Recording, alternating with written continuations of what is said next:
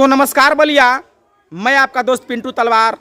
और दोस्तों मैं अभी खड़ा हूँ रेवती ब्लॉक के बिशनपुरा ग्राम सभा के घघरौली प्राथमिक विद्यालय पर, जहाँ पर सोशल मीडिया पर एक बहुत तेज़ी से न्यूज़ वायरल हो रहा है। यहाँ पर बच्चों को एमडीएम का भोजन नहीं खिलाया जा रहा है। क्या है सच्चाई, क्या है हकीकत, हम आपको अपने वीडियो के माध्यम से यहाँ के बच्चों से और जो अध्यापक हैं उनसे हम आपको बात कराएंगे कि इसकी क्या सच्चाई है। तो आइए हम आपको अंदर चल के बात कराते हैं। हालांकि हमने तो किसी अधिकारी से परमिशन नहीं लिया है, फिर भी हम एक बार चल कर प्रयास करते हैं। आज्ञा देती हैं, हम आपको दिखाएंगे कि क्या सच्चाई है, क्या हकीकत है, क्या सच में यहाँ पर बच्चों को भोजन नहीं मिल रहा है अभी, इसकी क्या वजह है। एक एक चीज़ हम आपको यहाँ के मैडम से, जो ग्राम प्रधान हैं, हम उनसे आपको बात कराएंगे। आइए हम आपको बात कराते हैं और दिखाते हैं।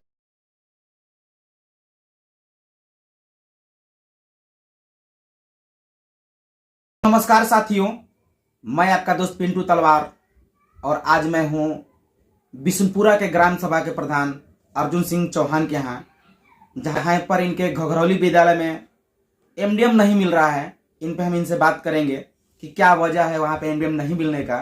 तो ये हम आपको बात कराते हैं यहाँ के प्रधान जी।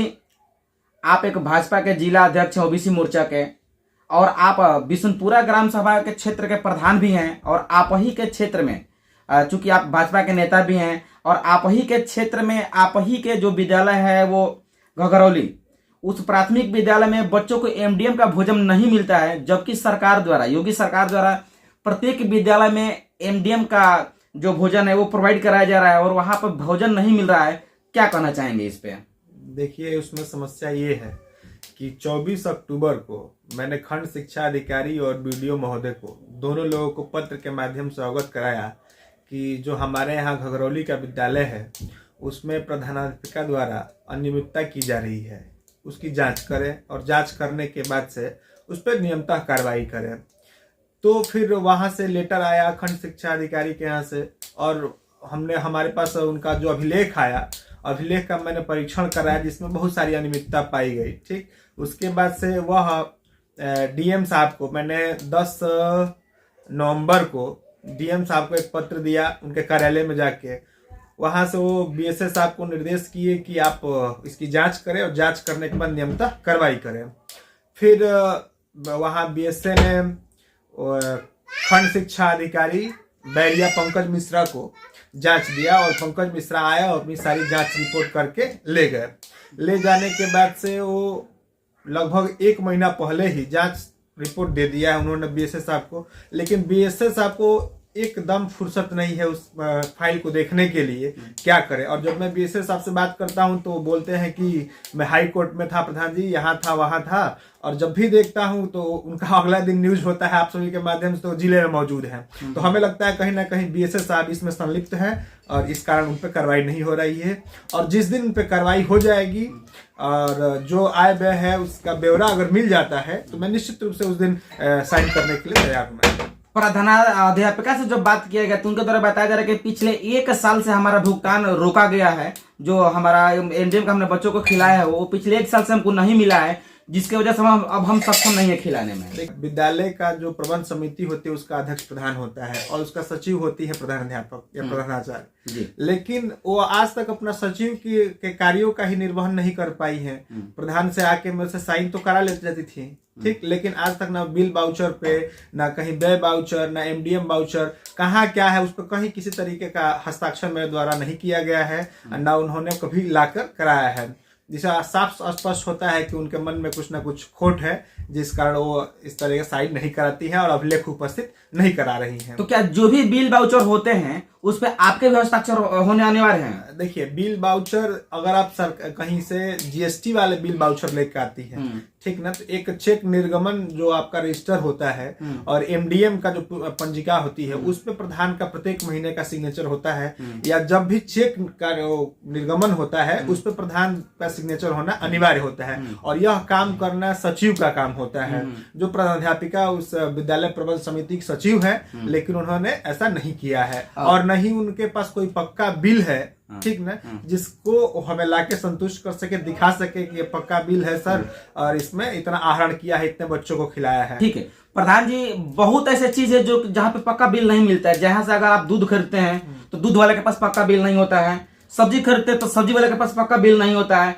गैस लेते तो गैस वाले के पास पक्का बिल तो आपको मिल जाएगा, ठीक है। और भी ऐसी चीजें हैं जहाँ पर पक्का बिल नहीं मिलता है। राशन का पक्का बिल होना चाहिए, ठीक है। जब कहाँ से उठा रहे हैं राशन का, हाँ। दूध वाला होना चाहिए। मैंने कई बार बच्चों से जाके पूछा है, देखा है, दूध उनको नहीं मिलता है। सोमवार के दिन दूध नहीं मिलता है, राशन में वो अलग बातें हैं। जैसे आपने बताया कि पक्का बिल का, पक्का बिल आपको क्या कहाँ से मिल सकता है? दूध वाले कहाँ से दे सकता है? दूध वाले का दे सकता है, कौन से जो वाला है आपको दूध पक्का बिल दे सकता है? कौन से सब्जी वाला जो आपको यहाँ पे पक्का बिल दे सकता है? मैं बता दूं आपको, दूध अगर पक्का बिल नहीं मिल रहा है कोई बात नहीं है, लेकिन जो हमारा राशन का दुकान है वहां से तो पक्का बिल मिलेगा ही, क्योंकि हम बिल वाउचर से ही अपना भुगतान करेंगे।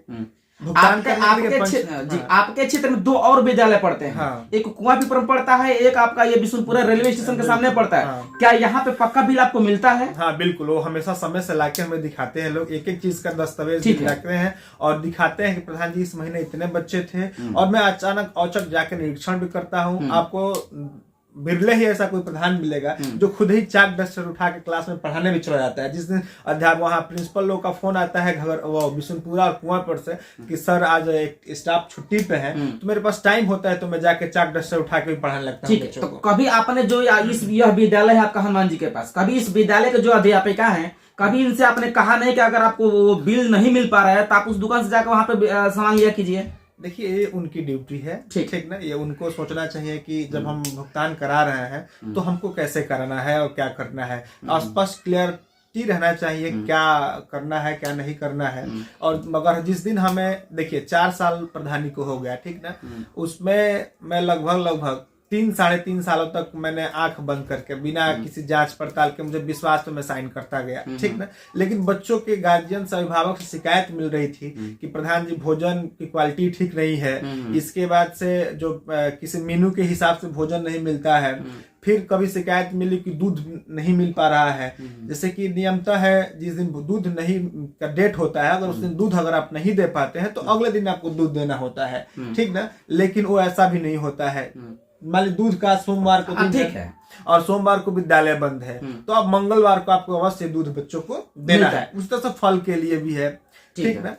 तो जो वहां पे बच्चों का भी भोजन नहीं मिल रहा है, इसके लिए आपने जो सक्षम अधिकारी हैं या जो जिले के जिला अधिकारी हैं या बीएसए हैं उनको अवगत कराया है क्या? बिल्कुल, मैंने बीएसए साहब को फोन शनिवार को ही शाम को लगाया था 5:17 पे, ठीक ना।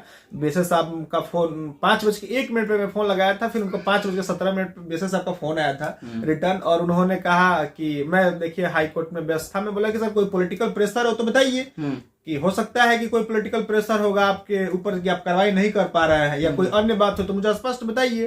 तो बोले कि ऐसी कोई बात नहीं है, मैं उसको फाइल ढूंढवाता हूं। और बताइए एक इतना संवेदनशील मामला है जिसमें खुद ही जिलाधिकारी महोदय के यहाँ से पत्र गया है और उनकी बात का अवहेलना करके वो अभी पत्र ढूंढवा रहे हैं। जो बीएसए एसडीआई बैरिया ने जो जांच सौंपी है वो जांच उनके पास नहीं मिल रही है। तो कहीं ना कहीं हमें लग रहा है कि बीएसए साहब संदिग्ध अवस्था में है, उनको भी कुछ ना कुछ इसमें प्रॉफिट है। ठीक है, अभी बच्चों को भोजन नहीं मिल रहा है, इस पे आप क्या कहना चाहेंगे? बच्चों को भोजन मिलना चाहिए या नहीं मिलना चाहिए? बिल्कुल मिलना चाहिए। आपके तरफ से क्या सहयोग है बच्चों के लिए जो वहाँ पे भूखे चले जाते हैं? देखिए क्योंकि सरकार की नीति है बच्चों को खाना खिलाना पढ़ाना है, ठीक है। आपके क्षेत्र के 2 विद्यालय में खाना मिलता है, वहां पे नहीं मिल रहा है, ठीक है। जो भी इंटरनल समस्याएं हो इस पे आप क्या कहना चाहेंगे? वहां पे खाना मिलना चाहिए? जैसे अगर वो स्पष्ट है, अगर 6 महीने का उनका भुगतान बाकी है, ठीक ना, प्रधान अध्यापिका कराए। अगर सच पक्का बिल के साथ ये जो पुराना मामला है उच्च अधिकारियों द्वारा जैसे ही समापन इसका निस्तारण कर दिया जाएगा, ठीक ना, उसके तुरंत अगले दिन उन्हीं के सामने में बैठ के एन कैमरा में बोल रहा हूँ कि मैं हस्ताक्षर कर दूंगा और अपना भूल का बिल का भुगतान करा। तो क्या ऐसा नहीं हो सकता है कि जो आप लोग का पिछला मैटर है, जो आप उनसे पक्का बिल खोज रहे हैं या जो भी अनियमितताएं हैं, कमियां हैं पाई गई हैं, उसको वहीं पेंडिंग रख करके जो जांच की प्रक्रिया में चल रही है उसको वहीं पेंडिंग करके नए सिरे से बच्चों के साथ तो कम से कम अन्याय न किया जाए? मैं तो चाह ही रहा हूँ नए सिरे से कम से कम उसको चालू कर दिया जाए। प्रधानाध्यापिका ने आज तक सूचना नहीं किया मुझे कि मैं तो आपके माध्यम से जानकारी मिल रही थी, उसी दिन पत्रकार लोग के माध्यम से जानकारी मिलती कि भोजन नहीं बन रहा है, ठीक ना। लेकिन जो वहाँ की अथॉरिटी पर्सन है जो आज तक भोजन बनाती आई है उनको कम से कम सूचित कर देना चाहिए था। कितना ही विवाद अगर है तो आके एक बार फोन कर दी होती कि प्रधान जी मैं आज के बाद भोजन नहीं बनाऊंगी, ठीक ना। उन्होंने आज तक उचित नहीं समझा भोजन या मुझसे सूचना करने का। उनका कहना है कि जो है कि उन्होंने लिखित रूप में अपने विभाग को सूचना दे दिया है कि हम भोजन नहीं बनाएंगे किसी वजह से। तो विभाग से सूचना, तो विभाग ने आपको नहीं बताया? विभाग ने नहीं बताया, विभाग के खंड शिक्षा अधिकारी नहीं बताया। ये खंड शिक्षा अधिकारी को हमें सूचना करना चाहिए था।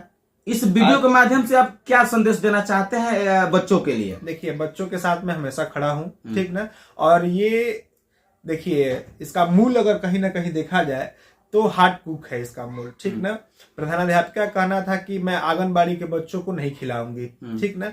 आंगनबाड़ी के बच्चे जो हैं हमारे क्या बोलते हैं, इसके बच्चे हैं, हमारे ग्राम सभा के बच्चे हैं, ठीक, या नगर पंचायत से सटा हुआ नगर विद्यालय है तो नगर पंचायत के बच्चे हैं। लेकिन जब सरकार ने व्यवस्था की है कि अगर विद्यालय के कैंपस में अगर आंगनबाड़ी केंद्र है तो हार्ट कुक का निर्माण विद्यालय की रसोईया ही कराएंगी, और जैसे उनका पैसा आएगा तो भुगतान हो जाएगा, तो वैसा उनको करना चाहिए था। लेकिन प्रिंसिपल का कहना था बहुत सारे लोगों के सामने मेरे पंचायत भवन पे कि मैं बर्खास्त हो जाऊंगी लेकिन खिलाऊंगी नहीं।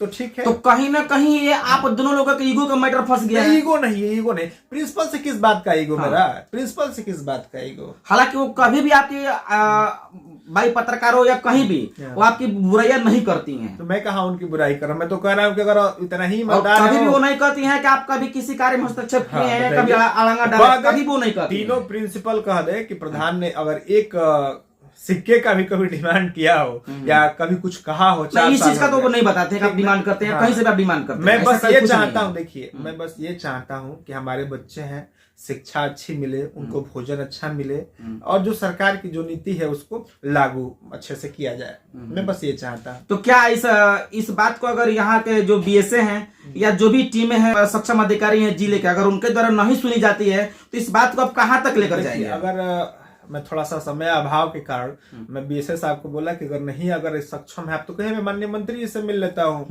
कोई बड़ी बात नहीं है मेरे लिए माननीय मंत्री जी से मिलना और मंत्री जी को अपनी बात बता के, और बीएसए साहब को जो लगे, जो ठीक लग रहा हो या तो कुछ उनको जो भी बेनिफिट मिला हो, मैं तो स्पष्ट कह नहीं सकता, लेकिन बीएसए साहब की इसमें भूमिका मुझे संदिग्ध लग रही है। मैं ऑन कैमरा और ये एकदम निश्चित तौर से कह सकता हूं, क्योंकि ऐसे बीएसए संवेदनशील बीएसए हैं, उनको आज तक इतना हाईली कॉन्फिडेंशियल मामला है, उसके बाद भी उनको इतना नहीं फुर्सत मिला।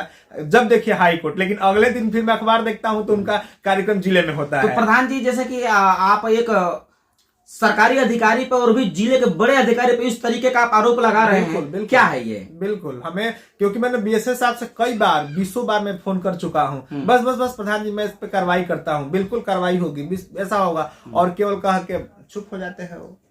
तो आप ही के सरकार में इस तरीके से बच्चे भूखे रहे और किसी अधिकारी पे कार्रवाई ना हो, तो कहीं ना कहीं यह सरकार का, देखिए क्या कहा जा सकता है? अभी जल्दी ही 1-2 दिनों में ही मैंने डीएम साहब से मिलने वाला हूँ, ठीक नहीं, इस प्रकरण को लेके, और डीएम साहब से पूछूंगा कि भाई आपके निर्देश के बाद भी बीएसए इतना उदंडता कर रहे हैं, तो कहीं ना कहीं इसमें बीएसए भी संदिग्ध अवस्था में है। मैं बस यही कहूंगा। चलिए ठीक है, बहुत बहुत धन्यवाद आपका हमारे चैनल। तो दोस्तों, देखा आपने हमारा वीडियो, प्रधान ने क्या कहा, सारा चीज आपने देखा, और आप इस वीडियो के बारे में क्या सोचते हैं हमें कमेंट बॉक्स में जरूर बताएं। मिलते हैं फिर अगले वीडियो में। इसी के साथ जय हिंद, जय भारत।